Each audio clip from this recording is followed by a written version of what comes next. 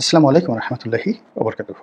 সম্মানিত দর্শক, আপনি বিশ্বাস করুন আর না করুন, কিংবা আপনি হিংসা করুন বা যা ইচ্ছে তাই মনে করুন, বাস্তবতা হলো বাংলাদেশে এই মুহূর্তে রাজনীতির ভেতরে এবং বাহিরে, রাষ্ট্রযন্ত্রের ভেতরে এবং বাহিরে যেভাবে জামায়াতে ইসলামী বাংলাদেশ গিজ গিজ গিজ গিজ করছে, তাদের প্রভাব এবং প্রতিপত্তি, এটা বাংলাদেশে যেভাবে বিদ্যুতের লাইন টেকনাফ থেকে তেঁতুলিয়া পর্যন্ত সঞ্চালিত হয়েছে এবং সেই বিদ্যুৎ লাইনে নেপাল থেকে বিদ্যুৎ আসছে, ভারতের ঝাড়খণ্ড যে প্রকল্প রয়েছে আদানির উড়িষ্যা রাজ্যে, সেখান থেকে যেভাবে সঞ্চালন লাইনের মাধ্যমে বিদ্যুৎ আসছে, অথবা ধরুন কাপ্তাই, অথবা অন্য কোনো প্রজেক্ট, মানে সারা বাংলাদেশে যে বিদ্যুৎ বিতরণ ব্যবস্থার যে সঞ্চালন লাইন, বিদ্যুৎ টেকনাফ থেকে আসুক আর তেঁতুলিয়া থেকে আসুক, কিন্তু এটা যিনি বা যারা এটার পরিচালক,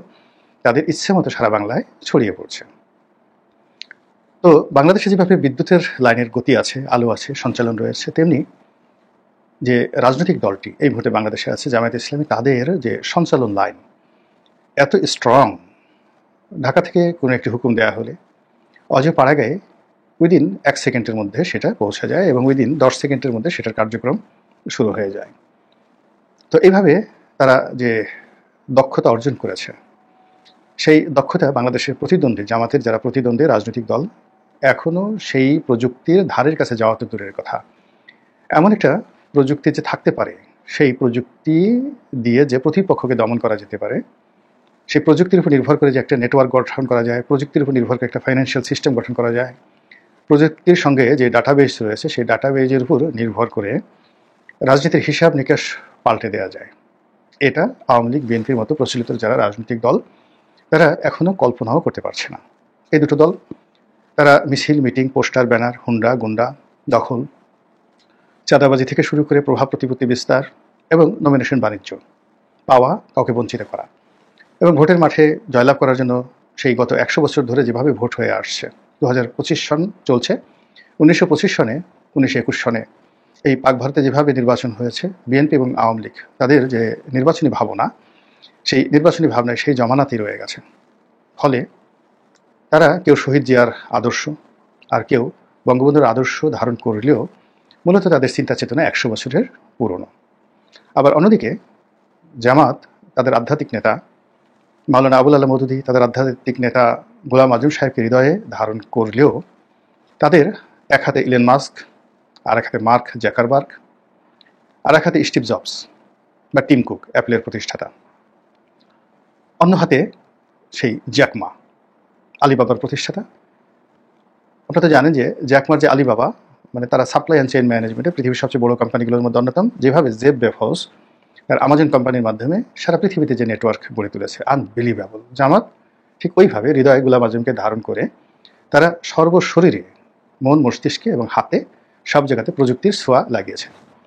যেখানে তাদের ইলিয়াস দরকার, যেখানে পিনাকি দরকার, যেখানে কনক দরকার, যেখানে আরও নাম নিলাম না, বাংলাদেশের মধ্যে যাকে যাকে যেভাবে দরকার ওভাবে তারা তার মুখ দিয়ে সে কথাগুলো বলিয়ে নিচ্ছে এবং একজনের পেছনে আরেকজনকে লাগিয়ে দিচ্ছে। যেখানে তাদের প্রযুক্তি দরকার, এআই দরকার, সেখানে তারা সেভাবে সেই কাজগুলো করছে। যেখানে ওয়েব করা দরকার সেই ওয়েব তৈরি করছে, মানে ঢেউ তুলছে।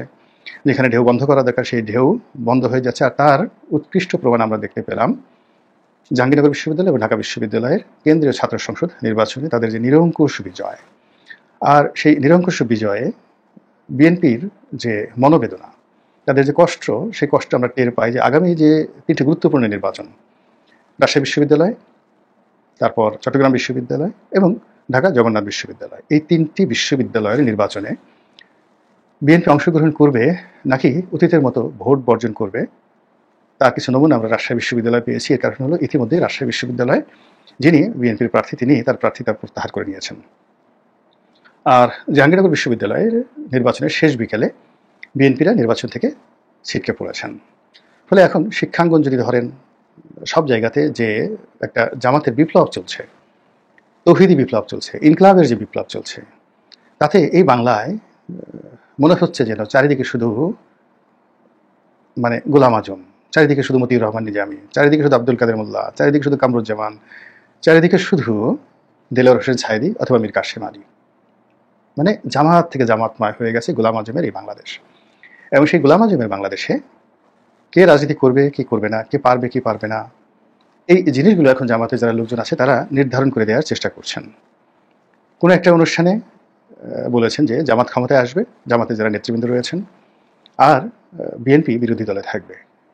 ঠিক এই কথা আবার এই জাস্ট আজকে সম্ভবত একটা তারুণ্যের কি একটা প্রোগ্রাম হচ্ছিল, বিএনপি নেতা জনাব সালাউদ্দিন সাহেব তিনি এখানে খুব চমৎকারভাবে বলেছেন যে আরে ভাই, আপনারা সরকারে যাবেন তো ভালো কথা, তাই বলে বিরোধী দলে কারা যাবে সেটাও আপনারা নির্ধারণ করে দেবেন, এটা কেমন কথা। অসাধারণ একটা রাজনৈতিক জবাব তিনি দিয়েছেন যে তাহলে আর পার্থক্য রইল কোথায়, আপনারাই যদি সরকারে যান আওয়ামী লীগের মতো আবার জাতীয় পার্টিকে যেভাবে বিরোধী দল বানান, এভাবে বিএনপিকে বিরোধী দল বানানোর যে চেষ্টা আপনারা করছেন, তাহলে তারা আওয়ামী লীগের মধ্যে আপনাদের মধ্যে কোনো পার্থক্য রইল না। এখন আজকের এই দিনে এটাকে খুব স্যাটায়ার মনে হচ্ছে, বা সালাউদ্দিন সাহেবের এই বক্তব্য শুনে উপস্থিত যারা ছিলেন তারা একদম একটার পর একটা তালিয়া বাজাচ্ছেন। কিন্তু বাস্তবতা হলো আজ থেকে 6 মাস আগে আমরা ভাবতেই পারিনি ঢাকা বিশ্ববিদ্যালয়, জাহাঙ্গীরনগর বিশ্ববিদ্যালয়ে জামাতের ছাত্র সংগঠন ছাত্র শিবির এইভাবে ভূমিধস বিজয় তারা লাভ করবে। কিন্তু আজকের দিনে আমরা শুনতে পাচ্ছি, এই 6 মাস পরে আমরা শুনতে পাচ্ছি যে জামাত সরকার গঠন করবে আর সংসদে বিরোধী দল থাকবে বিএনপি। জামাতের নেতারা এই দাবি করছেন, আর বিএনপির লোকজন এটাকে ঠাট্টার ছলে মূলত তারা যে বক্তব্যটা শুনছেন আর এই যে বক্তব্য, সেই বক্তব্যে তারা প্রতিক্রিয়া দিচ্ছেন, এটাই হলো জামাতের সবচেয়ে লাভজনক একটা বিষয়। আপনারা এই ডক্টর মোহাম্মদ ইউনূসের ক্ষমতা গ্রহণ, ক্ষমতার আগে তার শপথ নেওয়া, তারপরে প্যারিস থেকে তার আসা, এই পর্যন্ত আমরা নানা রকম এখানে সংখ্যা পদ্ধতি, অনুমান ভিত্তিক কথাবার্তা, কিসে কীভাবে হলো, মানে সব মিলিয়ে আমরা নানা রকম তথ্য এবং উপাত্ত আমরা হাজির করেছি। কিন্তু বাস্তবতা হলো যে টোটাল প্রক্রিয়াটির সঙ্গে জামাতের থিঙ্ক ট্যাঙ্ক, জামাতের প্রযুক্তি, জামাতের অর্থ আর বহুদিন আগের থেকে কাজ করে আসছিল আমেরিকাতে, লন্ডনে, ব্রাসেলসে, মানে ইউরোপীয় ইউনিয়নের হেডকোয়ার্টারে। জামাতের একজন কেন্দ্রীয় নেতা তিনি বলেছেন যে ডক্টর মোহাম্মদ ইউনূসের সঙ্গে, অর্থাৎ ইউনূস সেন্টারের সঙ্গে ভাগাভাগি করে তারা এখানে বিনিয়োগ করেছে। ইউরোপে যে লবিস্ট ফার্মগুলো আছে, আমেরিকাতে যে লবিস্ট ফার্মগুলো আছে, শেখ হাসিনার সরকারের বিরুদ্ধে এই কথাগুলো চলে আসছে। তো কাজেই এই যে জামাত যে দাওয়াতি কর্মকাণ্ড আজ থেকে ধরুন 7, 8, 10 বছর আগে করেছে, আর সেই দাওয়াতি কর্মের সঙ্গে কোন সময়টিতে একজ্যাক্টলি এসে ডক্টর মোহাম্মদ ইউনূস অংশগ্রহণ করেছেন, এখন এগুলো নিত্য নতুন তথ্য বের হয়ে আসছে। নাহিদ ইসলাম যিনি এনসিপির নেতা এবং প্রধান, তিনি অতি সম্প্রতি যে তথ্যটি একটি হাটে হাড়ি ভাঙা তথ্য, তিনি যে আন্তর্জাতিক ট্রাইব্যুনাল যেখানে শেখ হাসিনার বিচার হচ্ছে সেখানে তিনি দিয়েছেন, এবং সেখানে তিনি বলেছেন যে শেখ হাসিনার পতন হয়েছে 5 তারিখে, আর 4 তারিখে তারা কথা বলেছেন ডক্টর মোহাম্মদ ইউনূসের সঙ্গে, এবং সেখানে ডক্টর মোহাম্মদ ইউনূস মোটামুটি তাকে তারা প্রস্তাব দিয়েছেন যে আপনি হবেন সরকারের প্রধান। দেখুন তখনও শেখ হাসিনা ক্ষমতায়, এবং 4 তারিখ পর্যন্ত বাংলাদেশের কোনো একটা মানুষ স্বপ্নেও কল্পনা করতে পারেনি, এমনকি 5 তারিখ দুপুর পর্যন্ত কেউ কল্পনা করতে পারেনি সরকার চলে যাচ্ছে, শেখ হাসিনা চলে যাচ্ছে, নতুন কেউ আসছে। কিন্তু 4 তারিখে তারা কিন্তু তাদের সিদ্ধান্ত জানিয়ে দিয়েছেন ডক্টর মোহাম্মদ ইউনূসকে যে sir you are the next prime minister. ভালো কথা। এখন জামাতের যারা নেতৃবৃন্দ রয়েছেন, শিবিরের যারা নেতৃবৃন্দ রয়েছেন, তারা বলার চেষ্টা করছে যে এনসিপির যারা নেতৃবৃন্দ তাদের অনেকেই জামাতের প্রক্সি লিডার হিসাবে সম্মুখ সারিতে থেকে যে কাজ করেছেন, মূলত পিছন থেকে কলকাঠি নেড়েছে জামাত। আর এতে এনসিপির যারা নেতৃবৃন্দ অনেকে আহত হয়েছে, তারা প্রতিবাদ করেছেন, কিন্তু মানুষ যা বোঝার তা কিন্তু বুঝে গেছে। তো যেটা বলছিলাম যে জামাত এখন যা কিছু করছে বা এই বাংলায় যা কিছু হচ্ছে, তারা প্রযুক্তিতে যারা গতানুগতিক রাজনীতি করে তাদের সাথে এতটা এগোনো যে সামনে যে আসলে কি হবে এটা একমাত্র জামাত ছাড়া বলতে পারবে না। তো এই যে গোলাম আজমের যে বাংলাদেশ, সেই বাংলাদেশের থেকে তারা তো ইতিমধ্যেই মুক্তিযুদ্ধের ফেরিওয়ালা হিসেবে পরিচিত। শেখ হাসিনা এবং তার দলবল যারা রয়েছেন তাদেরকে তাড়িয়ে দিয়েছেন। এখন বাংলাদেশে যে বিএনপি আছে, তো সেই বিএনপি কি রাজনীতি করতে পারবেন? জামাত ইতিমধ্যে বলেছেন হ্যাঁ পারবে, তবে তাদেরকে বিরোধী দল হতে হবে। তাদেরকে এই যে বিরোধী দল হতে হবে, এটা এখন পর্যন্ত জামাতের সিদ্ধান্ত। 3 মাস পরে যে সিদ্ধান্ত থাকবে তাকে তো বলা যাচ্ছে না। 3 মাস পরে জামাত যদি বলে যে না আমরা জাতীয় পার্টিকে বা আমরা চরমোনাইকে বা আমরা আওয়ামী লীগকে জাতীয় পার্টির মতো গৃহপালিত বিরোধী দল বানাবো, বলেন তো আপনার আমার এই মুহূর্তে কী করার আছে? তারা যেভাবে চাচ্ছে সেভাবে তো বাংলার আকাশ বাতাস প্রকম্পিত হচ্ছে। তারা একদিকে ডক্টর মোহাম্মদ ইউনূসের সঙ্গে আলোচনা করছে, অন্যদিকে রাজপথে তারা 6-7টি বড় বড় রাজনৈতিক দলদেরকে নিয়ে তারা বিরাট বিক্ষোভ মিছিল করছে। তারা একদিকে লন্ডনে তারেক রহমান সাহেবের সাথে দেখা করছে, অন্যদিকে আবার তাকে জালিম বলে গালি দিচ্ছে। একদিকে ডক্টর মোহাম্মদ ইউনূসকে বকা দিচ্ছে, আবার ডক্টর মোহাম্মদ ইউনূসের সফর সঙ্গী হচ্ছে। আমরা কি তাদের একটা স্পর্শ করতে পারছি? ঠিক আছে, জামাত যে কথাগুলো বলছে জামাতের সঙ্গে সেই কথা কমপ্লাই করেই হয়তো বিএনপিকে আগামীতে রাজনীতি করা লাগতে পারে। এই যে এখন এই জিনিসটা যত অসম্ভব মনে হচ্ছে, 3 মাস পরে আপনি দেখেন পরিস্থিতি কোথায় চলে যায়। দ্বিতীয়ত, তারেক রহমান সাহেব কি দেশে আসতে পারবেন বা দেশে আসবেন? তার দেশে আসার পথে বড় বাধা কি? সেনাবাহিনী, তার দলের অন্তর্কলহ, নাকি তিনি কৌশল করে আসছেন না, নাকি তিনি জামাতকে ভয় পাচ্ছেন? এটা এখন আবার সামনে নতুন করে আসছে। দ্বিতীয়ত হলো যে তারেক রহমান সাহেব যদি আসেন, জামাতের প্রতিক্রিয়া কি হবে? জামাত কি তাকে খুব সুন্দরভাবে গ্রহণ করবেন?